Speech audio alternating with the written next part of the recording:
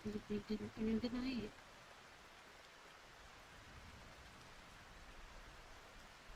Is the rain a little too loud?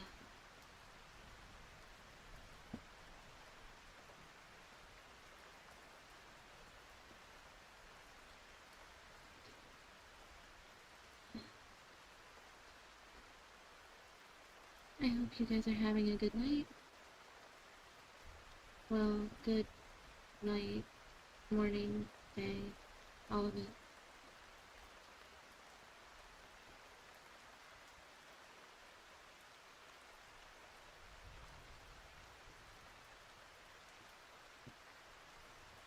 So, I got a book that I got off of Throne to read to you guys. I know. Quiet Nana Gopher. This is not the first time, it will be the last, I hope. Maybe.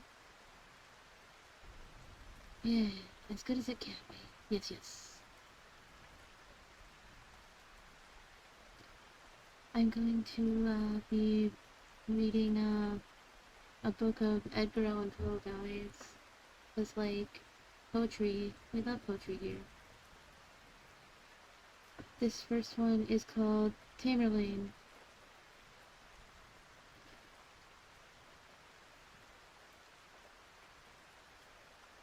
Kind solace in a dying hour. Such, Father, is not now my theme. I will not madly deem that power of earth may shrive me of the sin.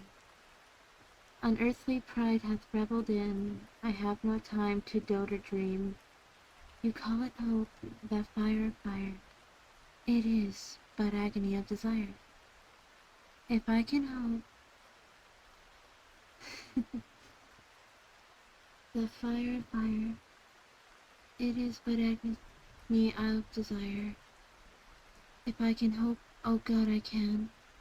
Its fount is holier, more divine. I would not call thee fool, old man, but such is not a gift of thine. Know thou the secret of a spirit bowed from its wild pride into shame. O yearning heart, I did inherit thy withering portion with the fame. The searing glory with hath shone amid the jewels of my throne.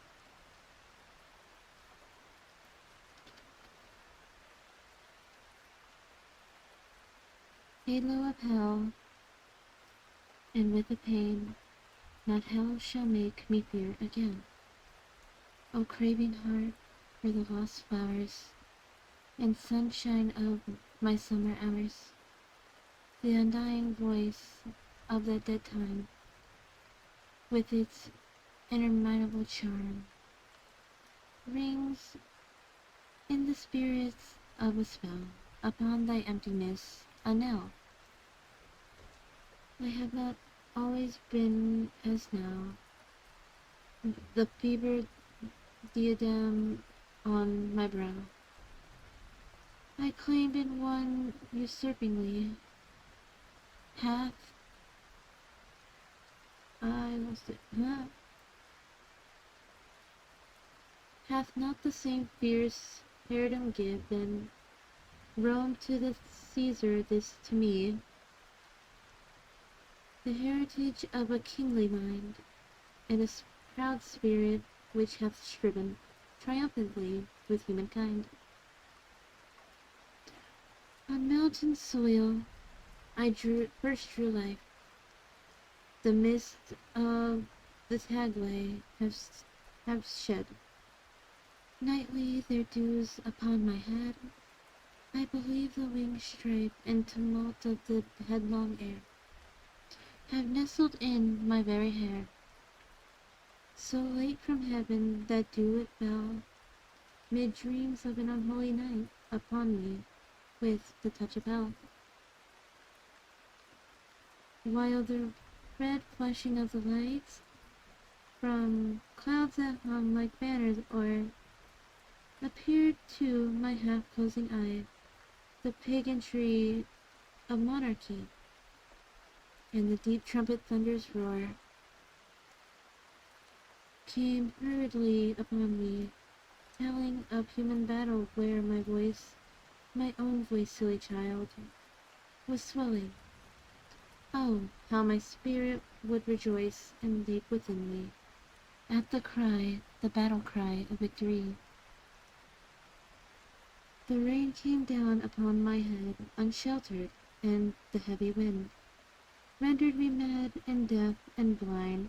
It was but man, I thought, who shed Laurel's time upon me,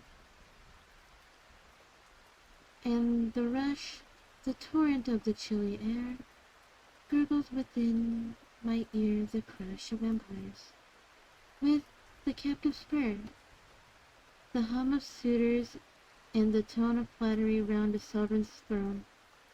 My passions from that hapless hour usurped the tyranny which men have deemed since I have reached to power. My innate nature, be it so.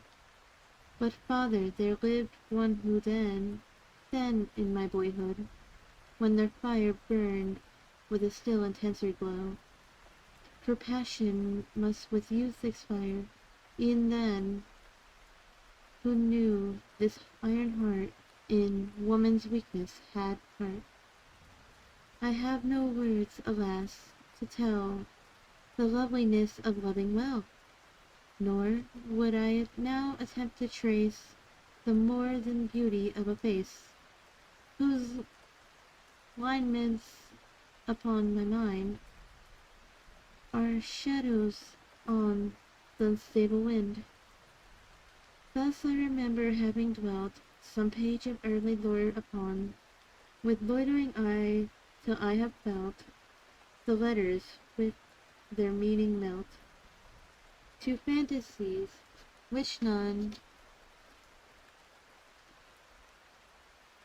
Oh, she was worthy of all love, as an infancy of mine. 'Twas such an angel of mine, Ziba, might envy her young heart the shine, on which my every hope and thought were incensed then a goodly gift, for they were childish and upright, pure, as her young example taught. Why did I leave it and adrift? Trust to the fire within the light. We grew in age, and loved together, roamed the forest and the wild, my breast her shield in wintry weather, and when the friendly sunshine smiled, and she would mark the opening skies, I saw no heaven but in her eyes. Young love's first lesson is the heart. For mid that shine and those smiles, when from our little cares apart, and laughing at her girlish wiles, I throw me on her throbbing breast, and pour my spirit out in tears. There was no need to speak the rest, no need to quiet any fears of her, who asked no reason why, but turned on me her quiet eye. Yet, more worthy of the love, my spirit struggled with and strove, when, on the mountain peak alone, ambition lent it a new tone. I had no being but in thee, the world and all it did contain, in the earth, the air, the sea, its joy, its little lot of pain. That was new pleasure, the ideal, dim vanities of dreams by night, and dimmer nothings which were real. Shadows in a more shadowy light parted upon their misty wings, and so confusedly became thine image, and a name, two separate yet most intimate things. I was ambitious. Have you known the passion, father? You have not. A cottager, I'd marked a throne of half the world as my own, and murmured as such lowly lot, but just like any other dream, upon the vapor of the dew. My own past did not beam a beauty which did while it throw. The minute, the hour, the day, oppress my mind with double loveliness. We walked together on the crown of a high mountain which looked down, far from its proud natural towers, of rock and forest on the hills, the dwindled hills begirt with bowers, and shouting with 1,000 rills.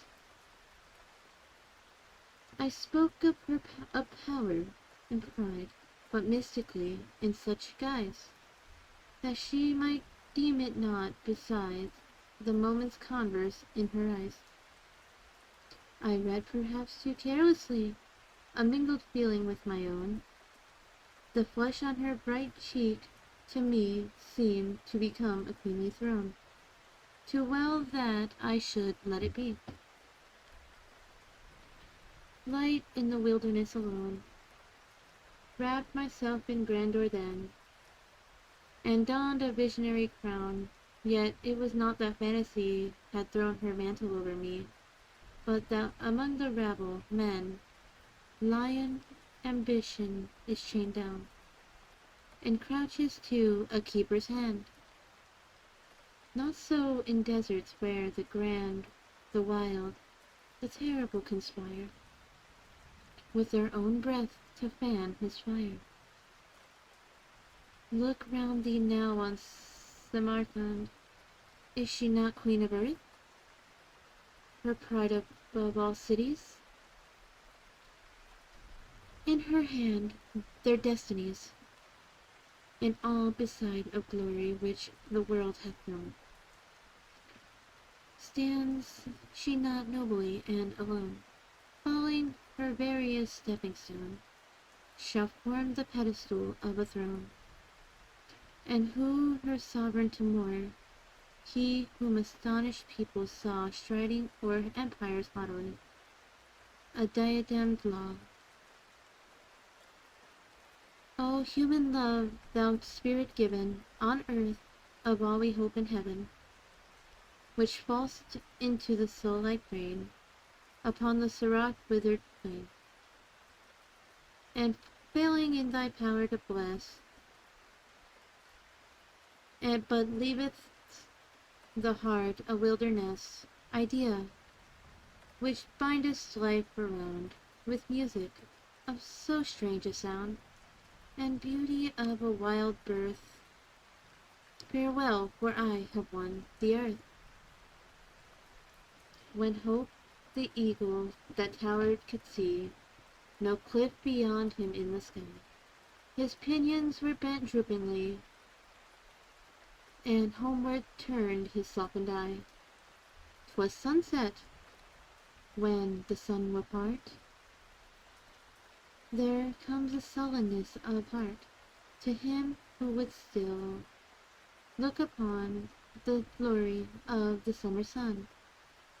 That soul will hate the evening mist, so often lovely, and will list to the sound of the coming darkness, known to those whose spirits hearken, as one who in a dream of night would fly, but cannot form from danger nigh. Hi! What though the moon, the white moon, shed all the splendor of her noon? Her smile is chilly, and her beam in that time of dreariness will seem so, like you gather in your breath a portrait after a portrait taken after death. And boyhood is a summer sun, whose waning is the dreariest one. For all we live to know is known, and all we seek to keep hath won. Let life then, as the day flower fall, with the noonday beauty which is all. I reached my home no more, for all had flown who made it so. I passed from out its mossy door, And though my tread was soft and low, a voice came from the threshold stone of one whom I had earlier known. Oh, I defy the hell to show, on beds of fire that burn below, a humbler heart, a deeper well. Father, I firmly do believe, I know for death, who comes for me, from regions of the blest afar, where there is nothing to deceive, hath left their iron gate ajar, and rays of truth you cannot see are flashing through eternity. I do believe that Eblis hath a snare in every human path. Else how, when in the holy grove, I wandered of the idol love, who daily scents his snowy wings with incense of burnt offerings, from the most unpolluted things, whose pleasant bowers are yet so riven above the trellic rays from heaven. No mote may shun, no tiniest fly, the lightning of his eagle eye. How was it that ambition crept, unseen amid the revels there, till growing bold he laughed and leapt in the tangles of love's very hair? That was Tamerlane, guys. How'd y'all like the story? Well, that was the first one. Oh, hello. Thank you for the follow, Ander. How are you doing, sweetie?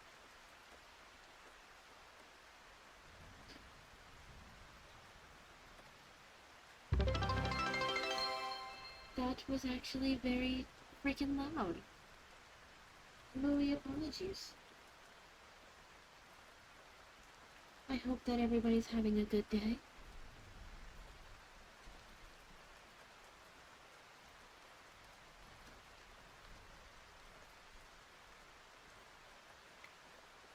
I looked at the breast. Understandable. The next one we have is Evening Star. 'Twas noontide of summer, and mid-time of night, and stars in their orbits shone pale through the light of the brighter, cold moon. Mid-planets her slaves, herself in the heavens, her beam on the waves. I gazed a while on her cold smile, too cold for me. There passed as a shroud a fleecy cloud, and I turned to thee, an evening star, in thy glory afar, and dearer thy beam shall be, for joy to my heart is the proud part. Thou bearest in heaven at night, the more I admire thy distant fire, than that colder, lowly light.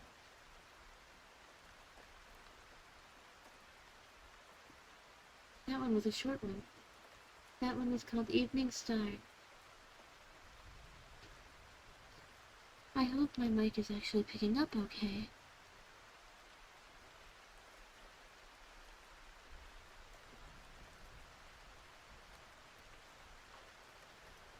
But yeah, I do enjoy reading these. I'm glad, cause like, holy shit.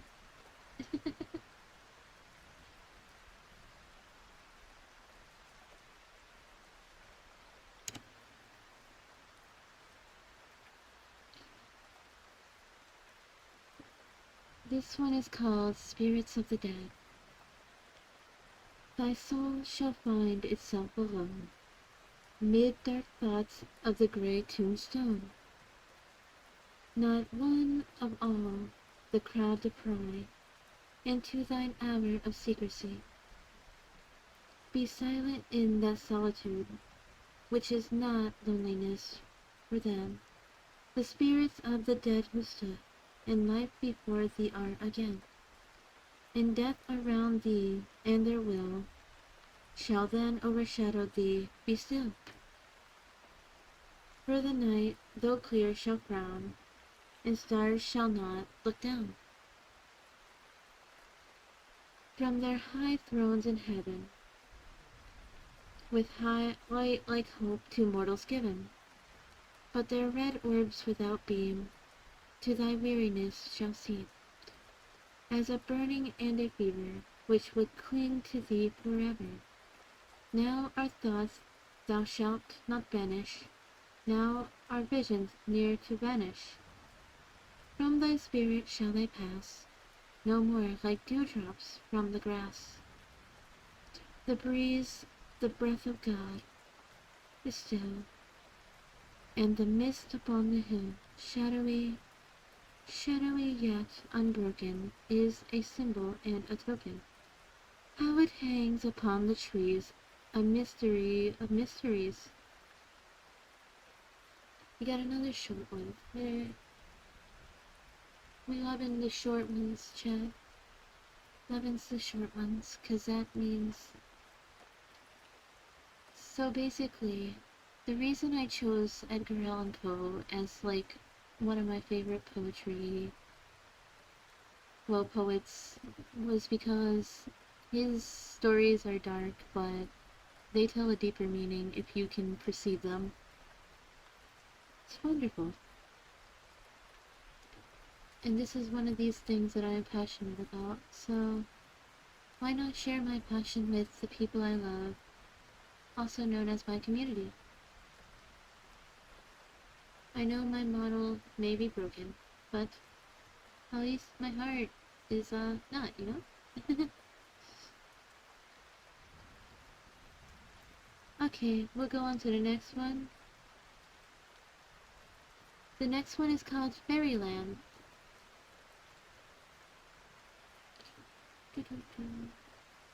We get to it. I'm like exploding.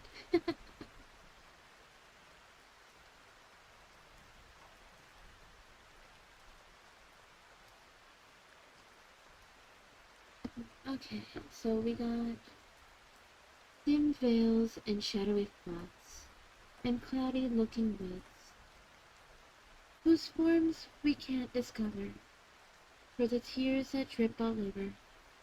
Huge moons there wax and wane, again, again, again, every moment of the night, forever changing places.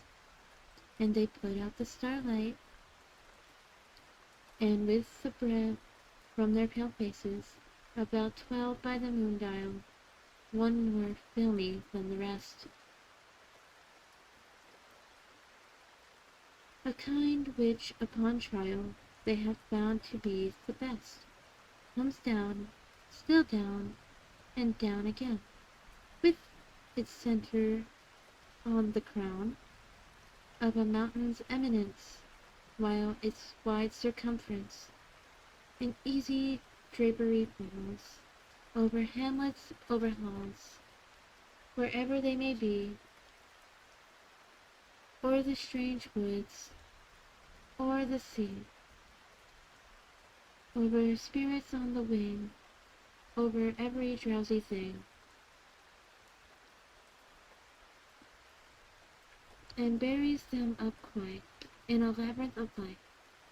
And then how deep, oh deep is the passion of their sleep.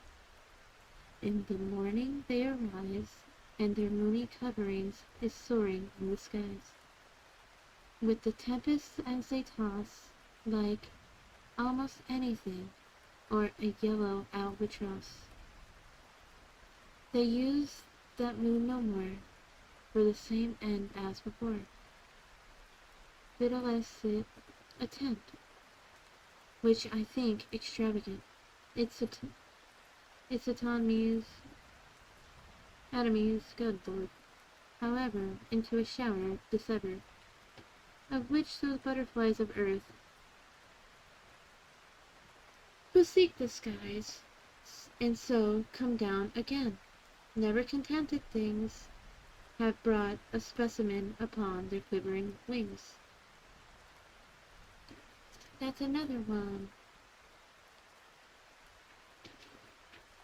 We got this next one. This next one's a long one. It's called Alara. I think it's like 5 parts.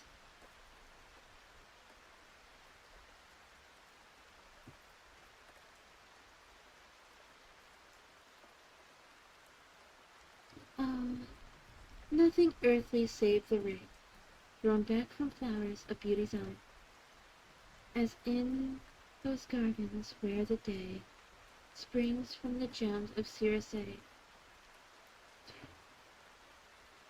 Oh, nothing earthly save the thrill of melody in woodland rill, or music of the passion-hearted, joy's voice so peacefully departed, that like the murmur in the shell, its echo dwelleth and will dwell. Oh, nothing of the dross of hours, yet all the beauty, all the flowers, that list our love and deck our bowers, adorn your world afar, afar the wandering star. 'Twas a sweet time from Nisaeus, for there her world lay lolling on the golden air, near for bright suns a temporary rest, an oasis in desert of the blest. Away, away mid seas of rays that roll, empyrean splendor o'er the unchained soul. The soul that scarce the billows are so dense can struggle to its destined eminence. To distant spheres from time to time she rode, and late to hours the favored one of God. But now the ruler of an anchored realm, she throws aside the scepter and leaves the helm. And amid incense and high spiritual hymns, waves in quadruple light her angelic limbs. Now happiest, loveliest, in yon lovely earth, whence sprang the idea of beauty into birth, fall in wreaths throw many a startled star, like women's hair, mid pearls until afar it lit on hills, occasion, and there dwelt. She'd look into infinity and knelt. Rich clouds for canopies about her curled, fit emblems of the model of her world. Seen in beauty, seen but in beauty, not imputing sight, of other glittering throw the light. A wreath that twined each starry form around, and all the opaled air in color bound. How hurriedly she knelt upon a bed of flowers, of lilies such as reared the head on the Cape Capo, Ducato in spring, so eagerly around to hang. Upon the flying footsteps of deep pride, of her who loved a mortal and so died, the cephalica budding with young bees, upreared its purple stem around her knees. And gemmy flower of Trisbizond misnamed, inmate of the highest stars, where stood shamed, while other loveliness its honey dew, the fabled nectar that he then knew, deliriously sweet, was dropped from heaven, and fell upon the gardens of the unforgiven, and Trebizond, good Lord, Trebizond, and on a sunny flower, so like its own above that to this hour it still remaineth, torturing the bee with madness and unwonted reverie. In heaven and all its environs, the leaf and blossom of the fairy plant in grief disconsolate linger, grief that hangs her head, repenting follies that full long have fled, heaving her white breast to the balmy air, like guilty beauty chastened, and more fair Nycanthus too, as sacred as pure light. She fears to perfume, perfuming the night, as Philita pondering between many a sun, while pettyish tears adown her petals run, and the aspiring flower that sprang on earth and died ere scarce exalted into birth, bursting its odorous heart and spirit to wing its way to heaven from garden of a king. In Valesnerian lotus thither flown, from struggling with the waters of Rhone, and thy most lovely purple perfume Zante, Isola d'Oro, Fior di Levante, and the Nelumbo ballad that floats forever with the Indian Cupid down the holy river. Fair flowers and fairy to who cares is given to bear the goddess's song in odors up in heaven. Spirit that dwelleth where in the night sky the terrible fair, in beauty by beyond the line of blue, the boundary of a star, which turneth at the view of thy barrier and thy bar, of the barriers overgone by the comets who were cast from their pride and from their throne, to be drudges till the last, to be carriers of fire, the red fire of their heart, the speed that which may not tire, and with pain that shall not part, who liveth that we know, in eternity we feel but the shadows of those who prowl. What spirit shall reveal, though the beings whom the Messias, thy messenger, hath known, have dreamed for thy infinity, a model of their own, thy will is gone. O God, the star hath ridden high, through many a tempest, but she rode beneath thy burning eye, and here, in thought to thee, in thought that can alone ascend thy empire, and so be a power, partner of thy throne. By winged fantasy my embassy is given, till secrecy shall knowledge be the environs of heaven. She ceased and buried then her burning cheek, abashed amid the lilies there to seek a shelter from the fervor of his eye, where the stars trembled at the deity. She stirred not, breathed not, for a voice was there, how solemnly pervading the calm air. A sound of silence on the startled ear, which dreamy poets name the music of the sphere. Ours is a world of words, quiet we call silence, which is the merest word of all.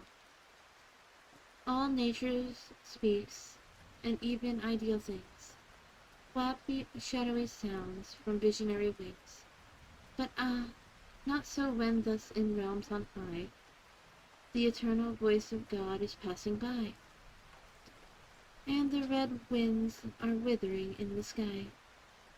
What though in worlds which sightless cycles run, linked to a little system and one sun, where all my love is folly in the crowd, still think my terrors but the thunder cloud, the storm, the earthquake, and the ocean's wrath. Will they cross me in my angry path? What though in worlds which own a single sun, the sands of time grow dimmer as they run? Yet thine is my resplendency, so given to bear my secrets through the upper heaven. Leave tenantless thy crystal home, and fly with all thy train athwart the moony sky, apart like fireflies in the Sicilian night, and wing to other worlds another light. Divulge the secrets of thy embassy to the proud orbs that twinkle, and so be to every heart a barrier and a band lest the stars totter in the guilt of man. Up rose the maiden in the yellow night, the single-mooned eve on earth we plight,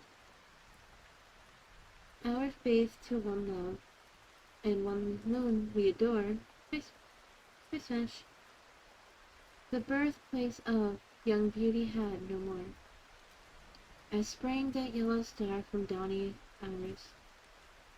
Uprose the maiden from her shrine of flowers, and bent o'er sheeny mountain and dim plain her way, but left not yet her Thessalian region. I spelled rain wrong. I mispronounced rain region. We love to see it. We love dyslexia. High upon the mountain enameled head, such as the drowsy shepherd on his bed, of giant pasturage, lying at ease, raising his heavy eyelid, starts and sees, with many a muttered hope to be forgiven, what time the moon is quadrated in heaven. A rosy head that is towering far away into the sunlight ether caught the ray of sunken suns at eve, at noons of night, while the moon danced with the fair stranger of light. Upreared upon such height arose the pile of gorgeous columns, and the unburthened air, flashing from Parian marble, that twin smile, far down upon the wave, that sparkled there, and nestled in the young mountain in its lair. Of molten stars are pavement, such as fall thro' the ebon air, besilvering the pall of their own disillusion, while they die, adorning then the dwellings of the sky. A dome by linked lights from heaven let down, sat gently on these columns as a crown. A window of circular diamond there looked out above into the purple air, and rays from God shot down that meteor chain, and hollowed all the beauty twice again, save when, between the empyrean and that ring, some eager spirit flapped his dusky wing.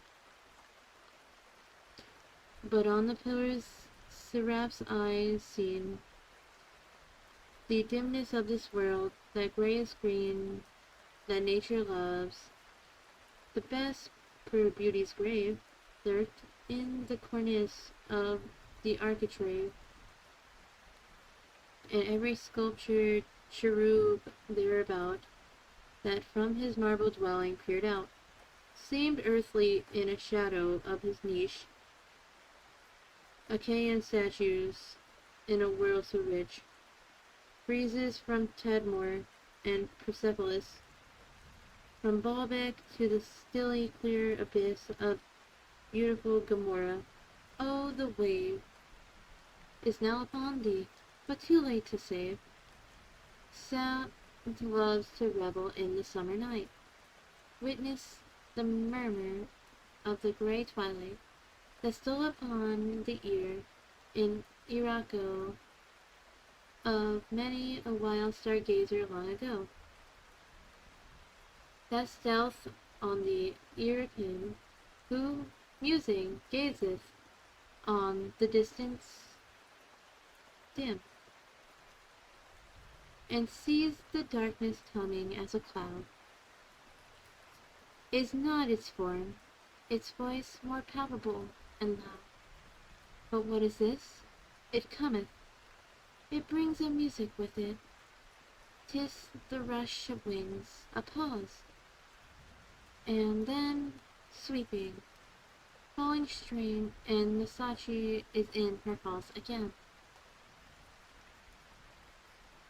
From her wild energy of wanton haste, her cheeks were flushing, and her lips apart, and zone that clung around her gentle waist, had burst beneath the heaving of her heart.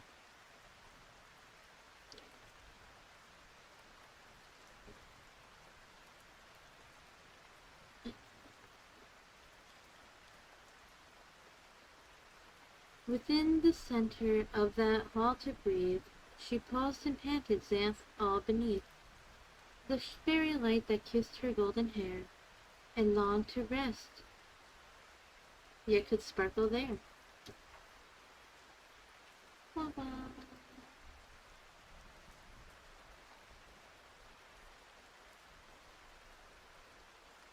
Young flowers were whispering in melody to happy flowers that night, to tree and tree.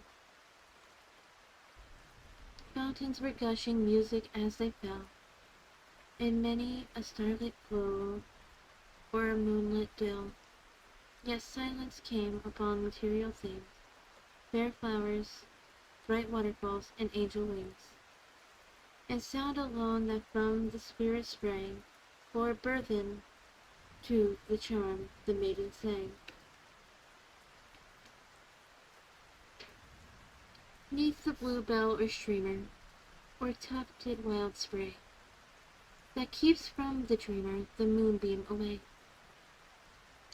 Bright beings that ponder, with half-closing eyes, on the stars with your wonder, hath drawn from the skies, till they glance through the shade and come down to your brow, like eyes of a maiden who calls on you now. Arise from your dreaming in violet bowers, to the duty beseeming these starlit hours.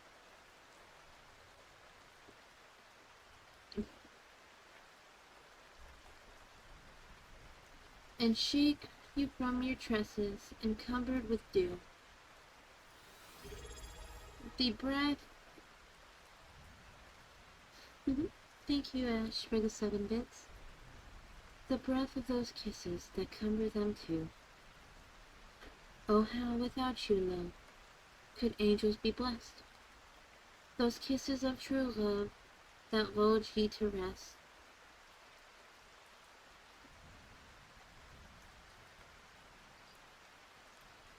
Up, shake from your wing each hindering thing. The dew of the night would weigh down your flight, and true love caresses, oh, leave them apart. They are light on the tresses, but lead on the heart. Ligeia, Ligeia, my beautiful one, whose harshest idea will to melody run. Oh, is it thy will on the breezes to toss, or capriciously still, like the lone albatross, incumbent on night, as she on the air, to keep watch with delight on the harmony there? Ligeia, whatever thy image may be, no magic shall sever thy music from thee. Thou hast bound many eyes in a dreamy sleep, but the strains still arise, which thy vigilance keep, the sound of the rain, which leaps down to the flower and dances again.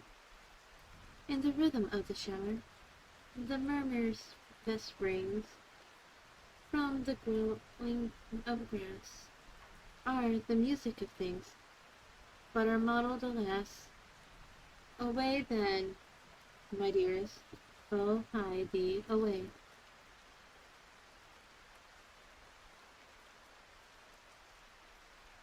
To springs that lie clearest beneath the moon ray, to lone lake that smiles in its dream of deep rest. At the many-starred isles they enjewel its breast, where wildflowers creeping have mingled their shade. On its margin is sleeping full many a maid. Some have left the cool glade, and have slept with the bee. Arouse them, my maiden, on moorland and lea. Go, breathe on their slumber all softly in ear the musical number they slumbered to hear, for what can awaken an angel so soon? whose sleep hath been taken beneath the cold moon, as the spell which no slumber of witchery may test, the rhythmical number which lulled him the rest.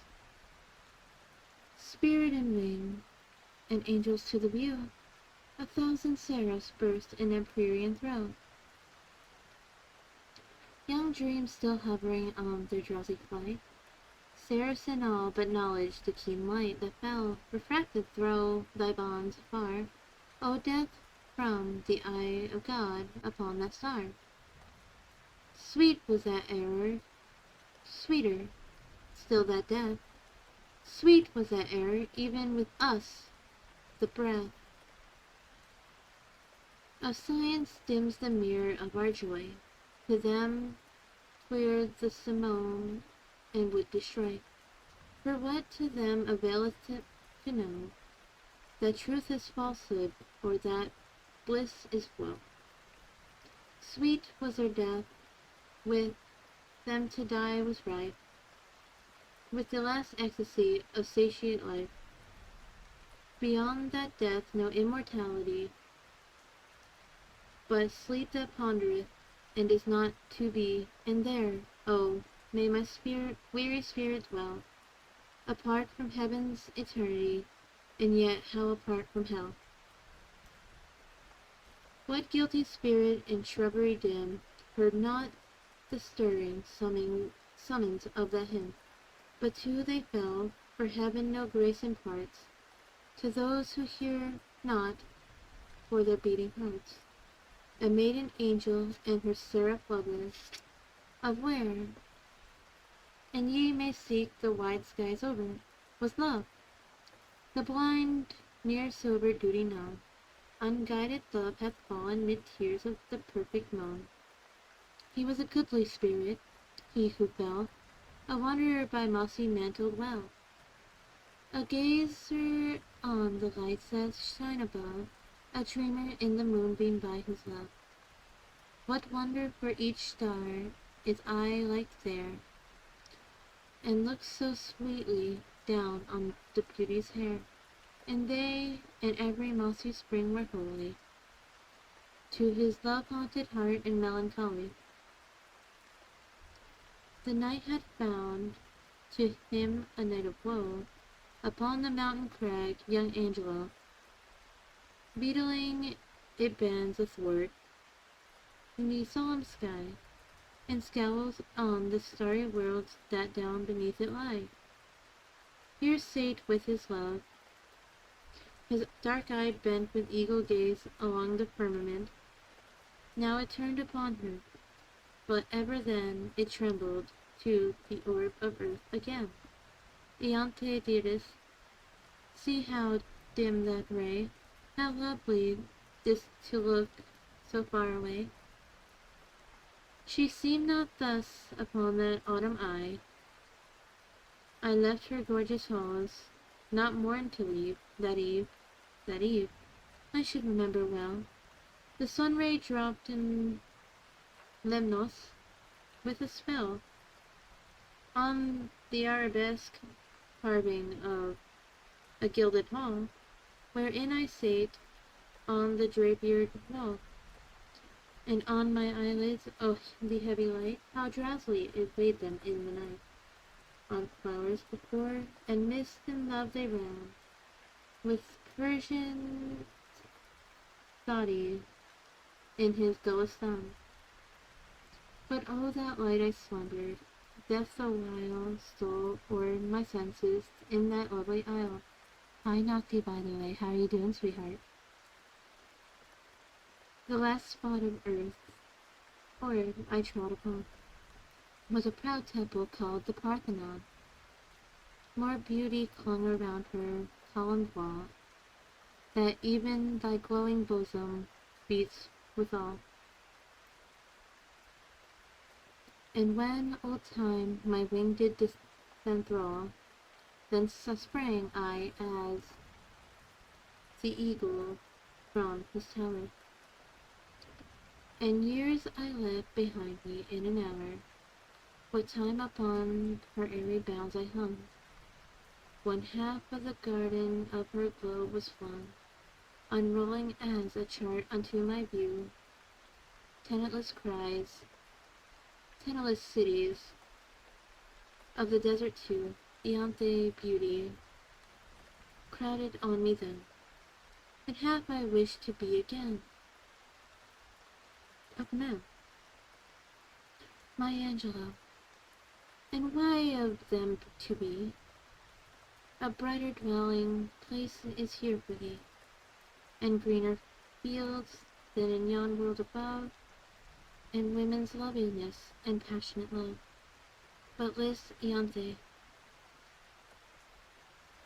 when the air so soft failed as my penned spirit left aloft, perhaps my brain grew dizzy, but the world I left so late was into chaos hurled, sprang from her station on the winds apart, and rolled a flame the fiery heaven athwart.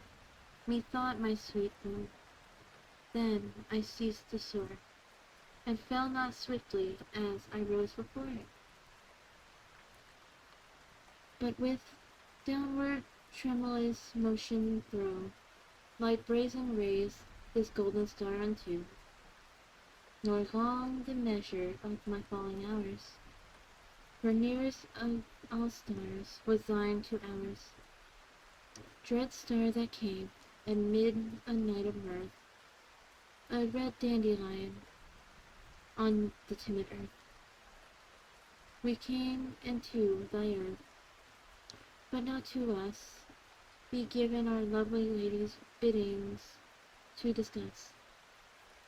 We came, my love, around, above, below, yea, firefly of the night, we come and go, nor ask a reason, save the angel nod, she grants us as granted by her God. But Angelo, then thine great time, unfurled never his fairy wings or fairier world. Dim was its little disk, and angel eyes alone could see the phantom in the skies. When first Alaroth knew her course to be headlong thitherward o'er the starry sea, but when its glory swelled upon the sky, as glowing beauty busts beneath men's eye, we paused before the heritage of man, and thy star trembled as doth beauty then. Thus in discourse the lovers whiled away the night that waned, and brought no day. They fell, for heaven to them no hope imparts, who hear not the beating of their hearts. Yeah, I like story. That one was Alaroth.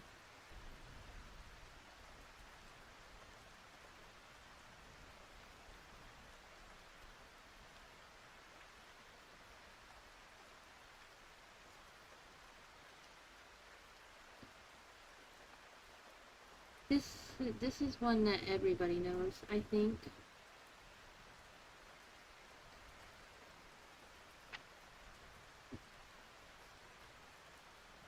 This one is called The Raven. This one is one of my favorite poems. I hope you all enjoy it, because I do. I'm enjoying this. Gives me time to, talk to you guys. Sure, it's ASMR, and sure, this is like the first time I've ever did this, but I think I'm having a good time getting to read to you all.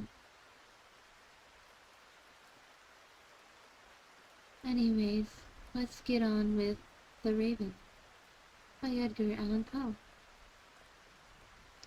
Once upon a midnight dreary, while I pondered weak and weary over many a quaint and curious of forgotten lore, while I nodded, nearly napping, suddenly there came a tapping, as of someone gently rapping at my chamber door.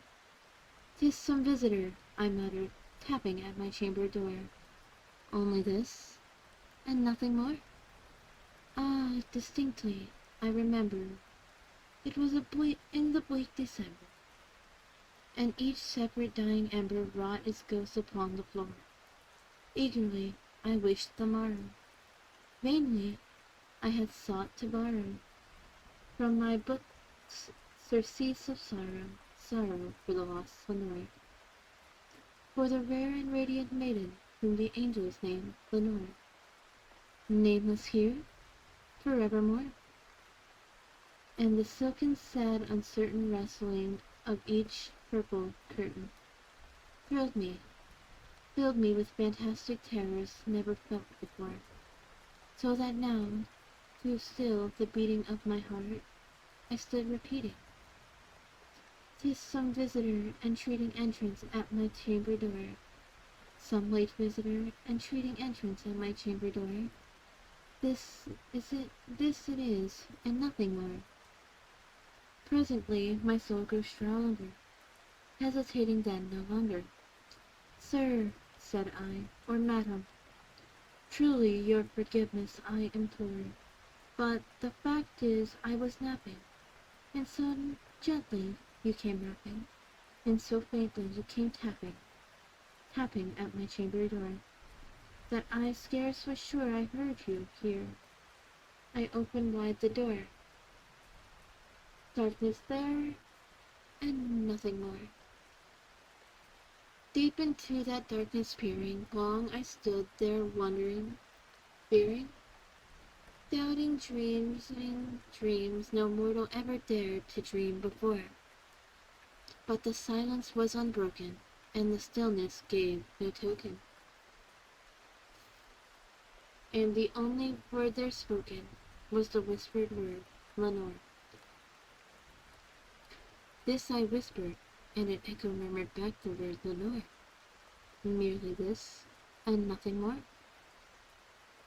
Back into the chamber turning, all my soul within me burning. Soon I heard a tapping somewhat louder than before. "Surely," said I, "surely that is something at my window lattice. Let me see, then, what thereat is, and this mystery explore. Let my heart be still a moment, and this mystery explore. 'Tis the wind, and nothing more." Open here I found the shutter, when with many a flirt and flutter, and there stepped a stately raven of the saintly days of yore. Not the least obeisance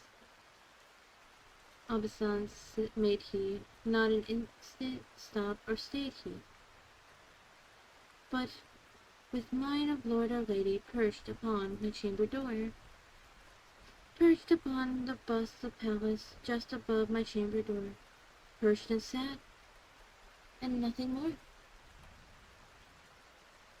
Then this ebony bird beguiling my sad fantasy and smiling.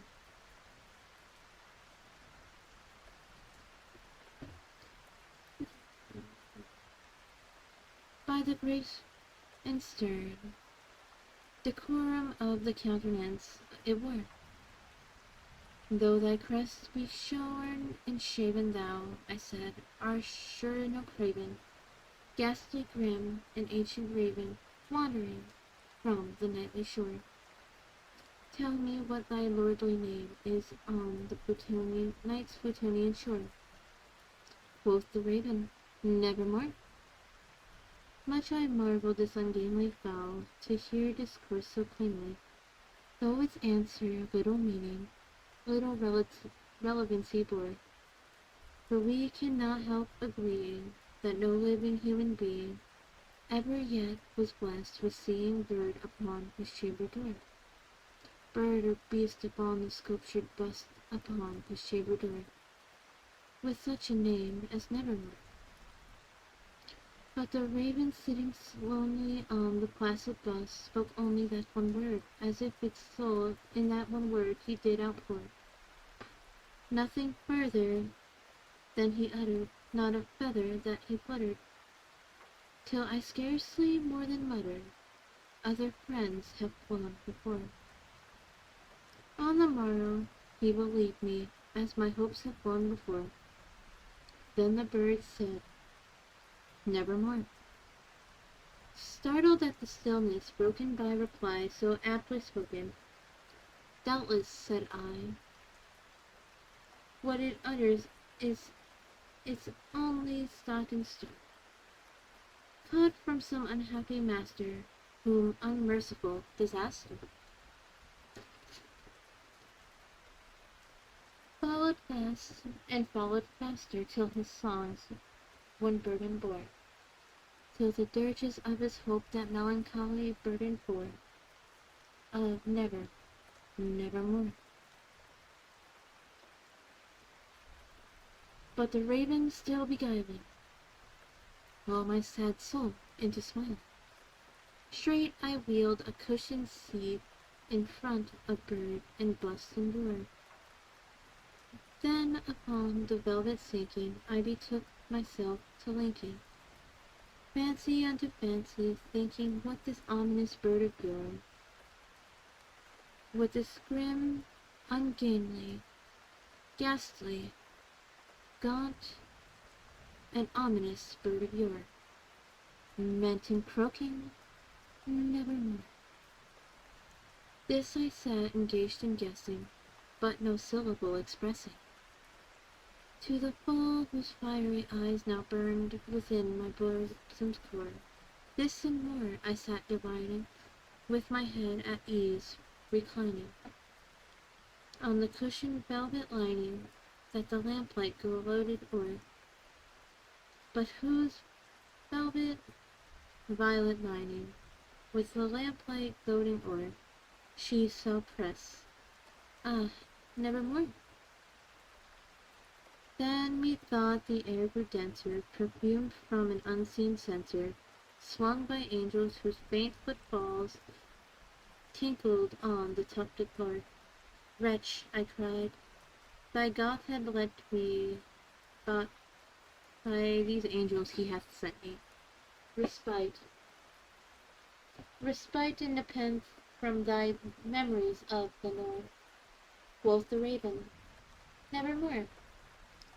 "Prophet," said I, "thing of evil, prophet still, if bird or devil, whether tempter sent, or whether tempest tossed thee here ashore, desolate yet all undaunted, on this desert land enchanted, on this home by horror haunted, tell me truly, I implore, is there balm in Gilead? Tell me, I implore." Quoth the raven, "Nevermore." Be that word our sign of parting, bird of fiend, I shrieked upstarting. Get thee back into the tempest and the night's Plutonian shore. Leave no black plume as a token of that thy lithe soul hath spoken. Leave my loneliness unbroken. Put the bust above my door. Quoth the raven, "Nevermore."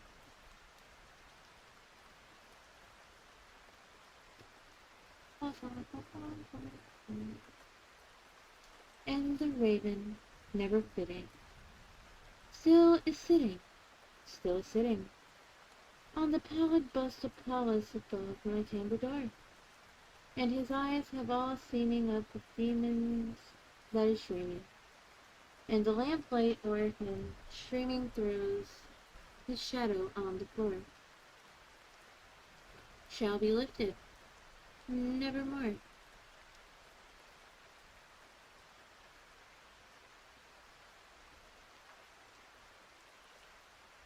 I love stories, guys. I love story time.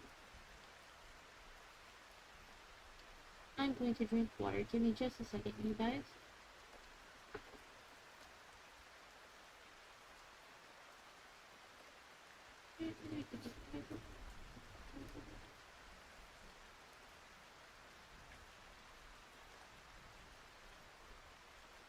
I got smelled. Hello, hello, hello.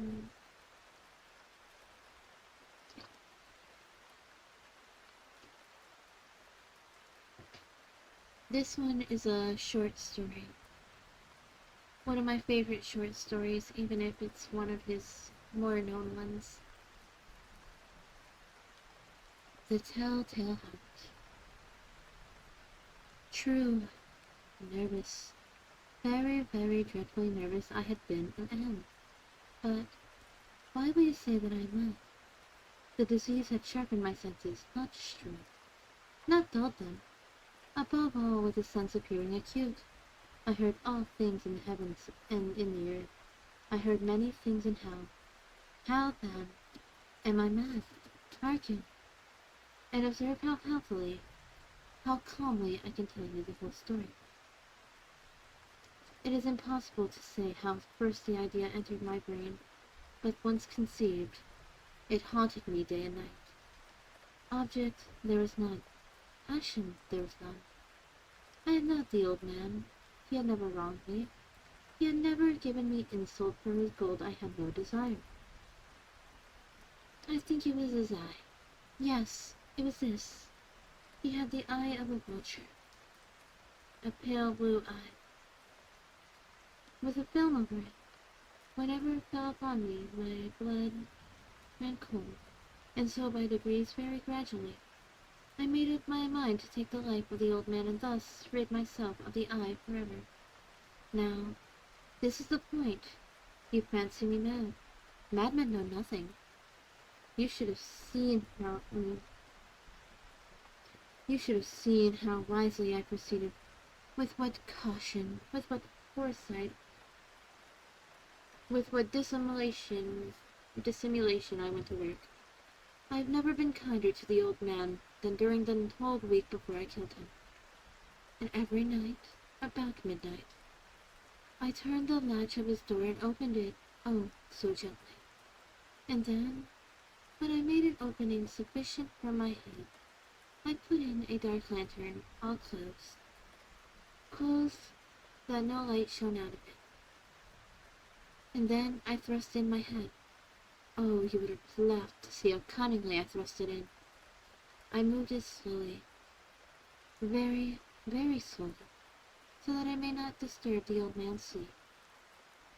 It took me an hour to place my whole head within the opening so far that I could have seen him as he lay upon his bed. Ha! Would a wise man have been so wise as this? And then, when my head was well in the room, I undid the lantern cautiously. Oh, so cautiously, for the hinges creaked. I undid it just so much that a single thin ray fell upon the white lamp. And this I did for 7 long nights, every night, just at midnight. But I found the eye always closed. It so was impossible to do the work, for it was not the old man who vexed me, but his evil eye. And every morning, when the day broke, I went boldly into the chamber and spoke courageously to him, calling him name in hearty tone, and inquiring how he had passed the night. So you see, he would have been a very profound of a man indeed, to suspect that every night, just at 12, I looked in upon him while he slept. Upon the 8th night, I was more than usually cautious in opening the door. A watch's minute hand moves more quickly than the mine. Never before that night had I felt the extent of my own powers, of my sagacity. I could scarcely contain my feelings of triumph to think that there I was, opening the door, little by little, and he not even to dream of my secret deeds or thoughts.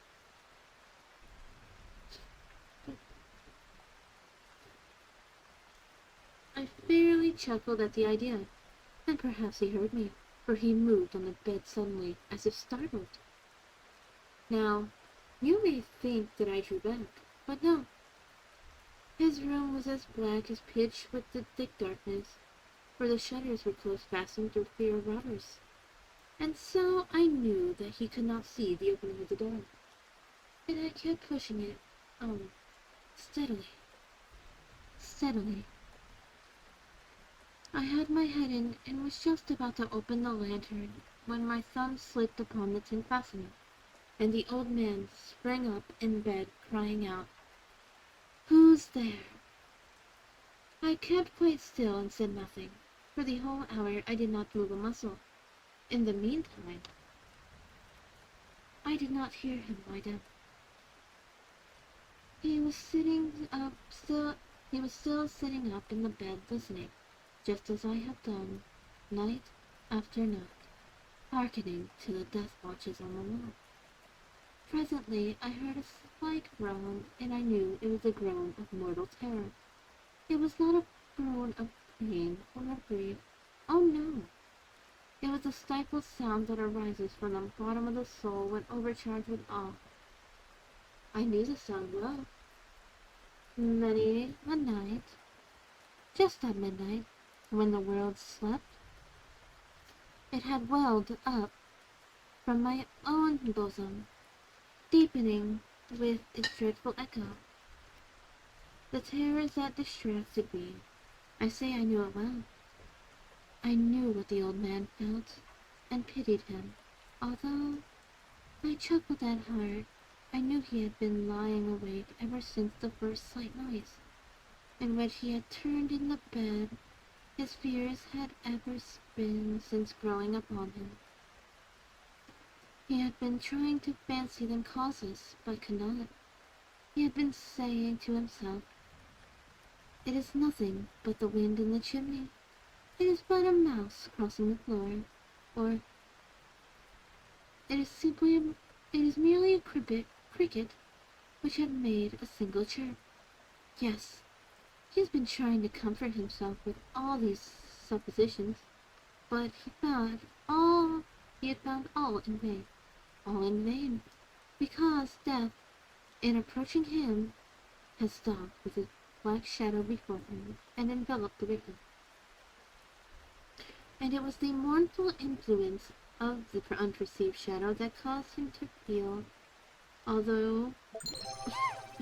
Jesus. Hello.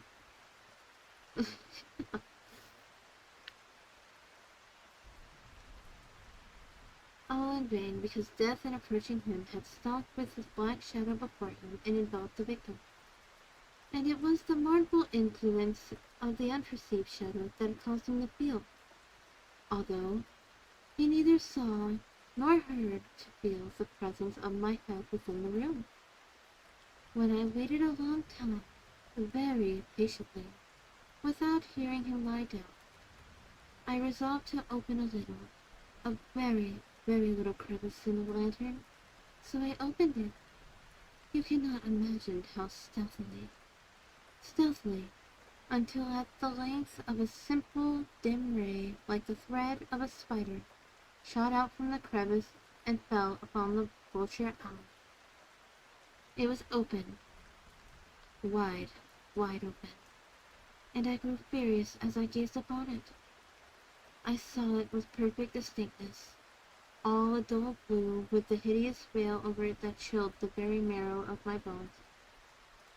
But I could see nothing else of the old man's face or person, for I had directed the ray as if by instinct precisely upon the damned spot. And have I not told you that what you mistake for madness is but over-acute of sense? Now, I say there came to my ears a low, dull, quick sound, such as a watch makes when enveloped in cotton. I knew that sound well. It was the beating of the old man's heart. It increased my fury as the beating of the drum stimulates the soldier into courage. But even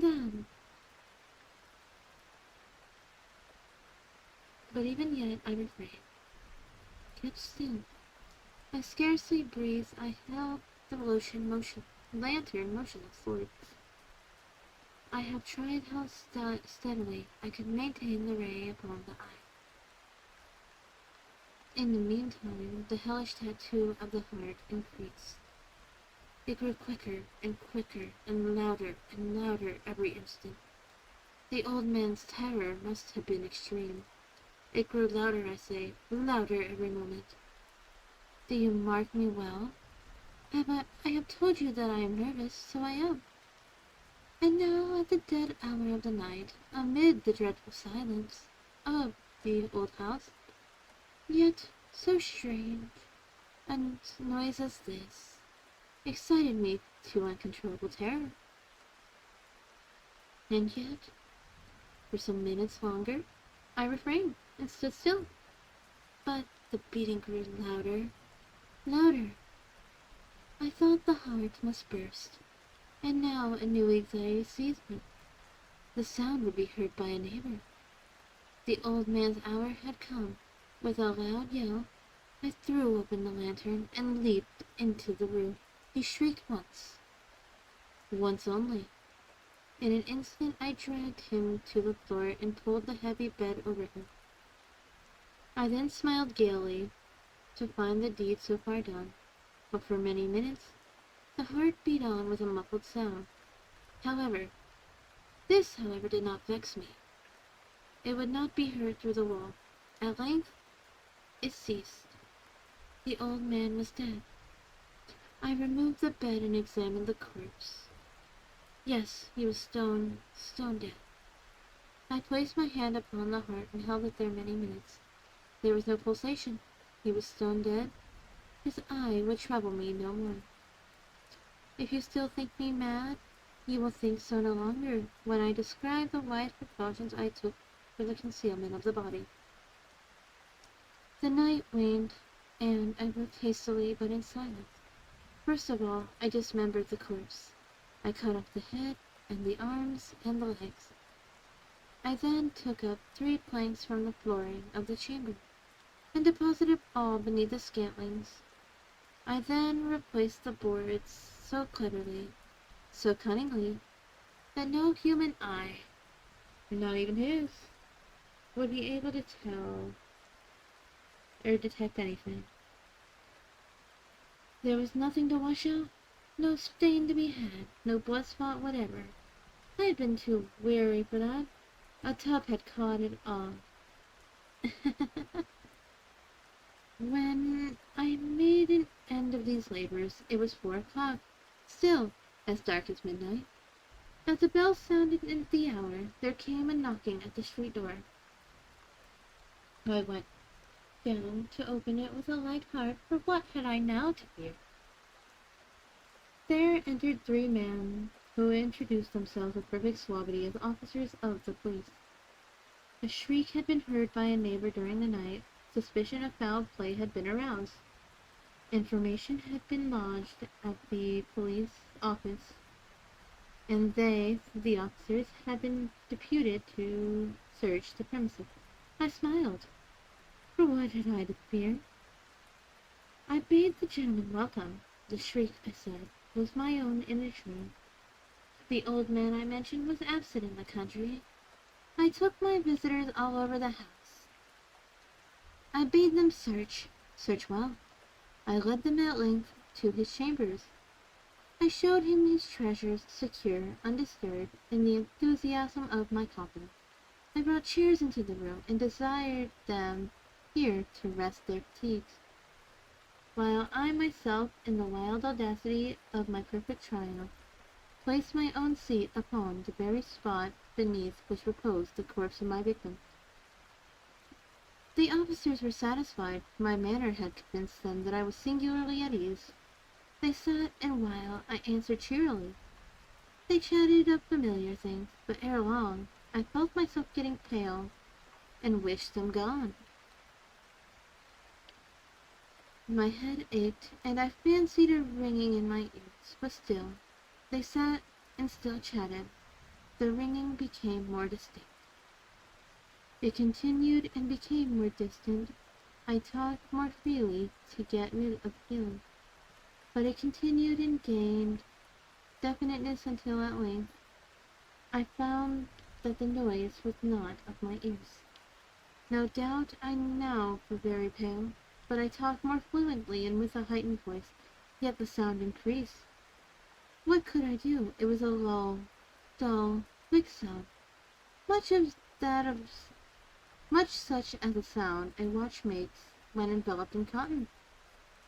I gasp for breath, yet the officers are not.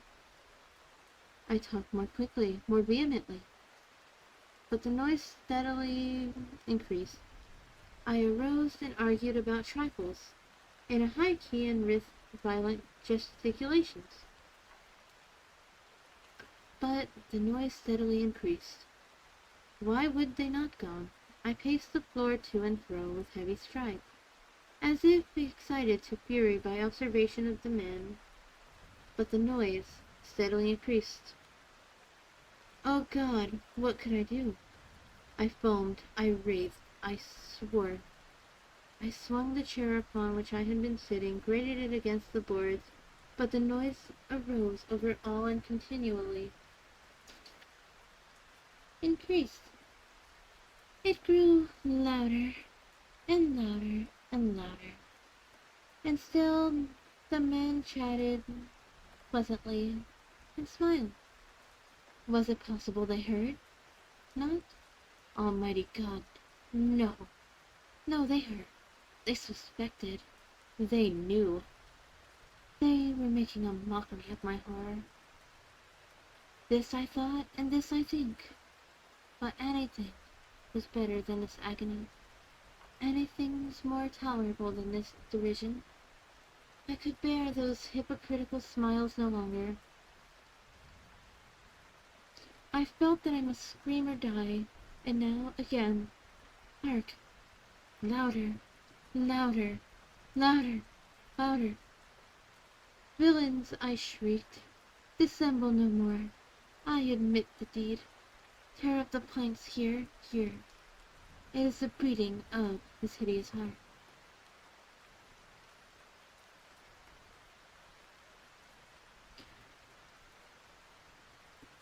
We love a good murder story, don't we, chat?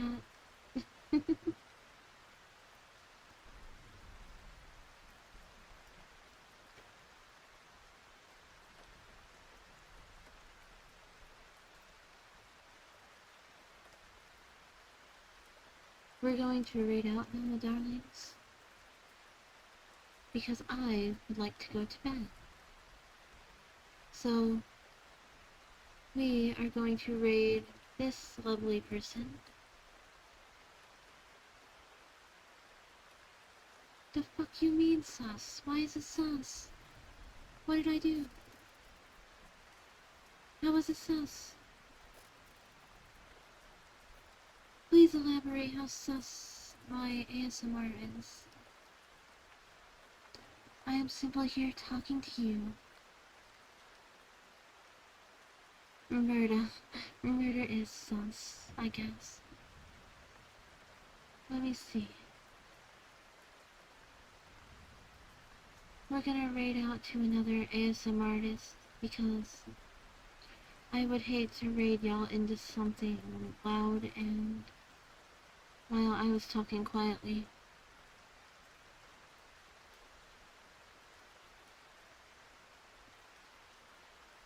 Lots of love to you. Rest, hydrate, take a nap. You guys are beautiful. We love you. I hope that y'all all have a fantastic night. Arigato. Arigato smash.